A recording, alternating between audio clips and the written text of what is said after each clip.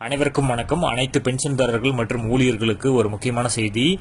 Employee prominent fund, அதாவது தொழிலாளர் வருங்கால வைப்பு நிதி அமைப்பானது ஊழியர்களுக்கு ஒரு முக்கியமான அறிவிப்பு வெளியிட்டிருக்காங்க. ஸோ பணம் எடுக்கும் செயல்முறை இனி வருடங்களுக்கு 6 முறை அப்படிங்கிறதையும் அதை பற்றின நிபந்தனைகளும் கொடுத்துருக்காங்க. இதை முழுமையாக இந்த வீடியோவில் நம்ம பார்க்க போகிறோம். ஸோ ஸ்கிப் பண்ணாமல் கடைசி வரைக்கும் பாருங்க. நம்ம சேனலை சப்ஸ்கிரைப் பண்ணாதவங்க பண்ணி வச்சுங்க. நம்ம சேனலில் சென்ட்ரல் மற்றும் ஸ்டேட் கவர்மெண்ட் சம்பந்தமான ஆல் அப்டேட் போட்டுருவோம் மற்றும் பென்ஷன் சம்பந்தப்பட்ட முக்கியமான அப்டேட்டும் இருக்கும். ஸோ மறக்காம சப்ஸ்கிரைப் பண்ணிருங்க. வாங்க வீடியோக்குள்ள போகலாம். ஃபர்ஸ்ட் ஆஃப் ஆல் பார்த்தீங்கன்னா, இந்த புதிய விதியின் பிரகாரம் ஊழியர்கள் தங்கள் பிஎஃப் கணக்கில் இருந்து ஒரு ஆண்டுல 6 முறை வரை பணம் எடுக்க அனுமதிக்கப்படுகிறார்கள். ஸோ இந்த வசதியை பெற எந்த ஒரு காரணங்களையும் கூற வேண்டிய அவசியம் இல்லை என்பதுதான் இதில் ஒரு மிகப்பெரிய மாற்றம். ஸோ இதனால் வரைக்கும் பார்த்தீங்கன்னா இபிஎஃப்ல பணம் எடுக்கணும்னா அந்த செட் ஆஃப் ரீசன்ஸை சொல்லி அதுக்கு எவ்வளவு தொகை அப்படிங்கிறது மட்டும்தான் இருந்துச்சு. ஆனா இந்த புதிய விதியில ஊழியர்கள் தங்கள் பிஎஃப் கணக்குல இருந்து ஒரு ஆண்டுக்கு 6 முறை வரை எடுத்துக்கலாம். அதுக்கு எந்த ஒரு ரீசனும் தேவையில்லை அப்படிங்கிறது தான் ஒரு மிகப்பெரிய மாற்றம். ஸோ இது அவசர தேவைகளுக்கு உடனடியாக பணம் கிடைக்கவும் பண புழக்கத்தை நிர்வகிக்கும் இந்த ஒரு மாற்றம் உதவியாக இருக்கும். இருப்பினும் ஒரு நிபந்தனை இதுல உண்டு. அதாவது பிஎஃப் கணக்குல உள்ள தொகையில 50% மட்டுமே எடுக்க முடியும். இந்த வரம்பு ஓய்வூதியதாரர்களுக்காக போதுமான நிதி இருப்பை உறுதி செய்யும் நோக்கில் வைக்கப்பட்டிருக்கு. இதனால் ஊழியர்களோட பிஎஃப் சேமிப்பு முழுமையாக குறைந்து விடாமல் பாதுகாக்கக்கூடும்.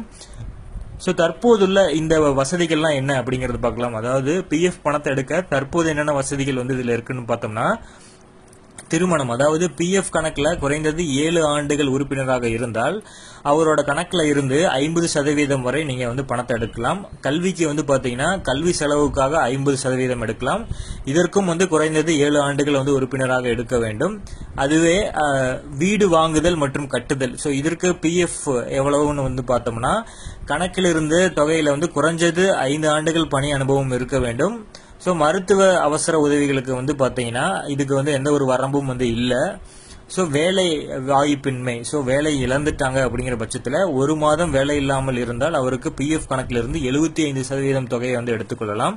ஸோ இபிஎஃப்ஓ அமைப்பில் வேறு என்னென்ன மாற்றங்கள் பரிசீலிக்கப்படுகின்றன பார்த்தோம்னா, மேற்கொண்ட மாற்றங்களை தவிர இபிஎஃப்ஓ அமைப்பு வேறு சில மாற்றங்களையும் ஆலோசனைக்கு உள்ளாங்க. அதுல இ பரிந்துரை, இதற்கான உரிமை கோரல் செயல்முறையை குடும்ப உறுப்பினர்களுக்கு எளிதாக்க இ பரிந்துரையை கட்டாயமாக்குதல் மற்றும் பாஸ்புக், அதாவது பாஸ்புக் லைட் பிஎஃப் இருப்பை எளிதாக்க இந்த பாஸ்புக் லைட் அப்படிங்கிற ஒரு புதிய ஆப்ஷனை கொண்டு வர போறதாகவும் அனைவருக்கும் விரைவாக செயல்படுத்தப்படும் புதிய திட்டத்தையும் கொண்டு வருகிறதா சொல்லியிருக்காங்க. ஃபாஸ்ட் ட்ராக் செட்டில்மெண்ட், ஸோ உரிமை கோரலுக்காக விரைவாக செயல்படுத்த விரைவு தீர்வு செயல்முறையை அமல்படுத்துதல். ஸோ இந்த மாற்றங்கள் அனைத்தும் ஊழியர்களுக்கு பிஎஃப் பணத்தை அணுகுவதை எளிமையாக்குவதோடு செயல்முறைகளை துரிதப்படுத்தவும் இது நோக்கமாக அமைந்துள்ளது.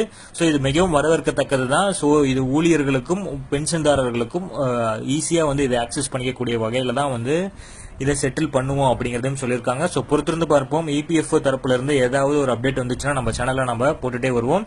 நீங்க மறக்காம சப்ஸ்கிரைப் பண்ணி பக்கத்தில் இருக்கிற பெல் ஐக்கானை பிரஸ் பண்ணிக்கோங்க. அப்பதான் நான் போடக்கூடிய ஒவ்வொரு வீடியோவும் உங்களுக்கு வரும். So thank you.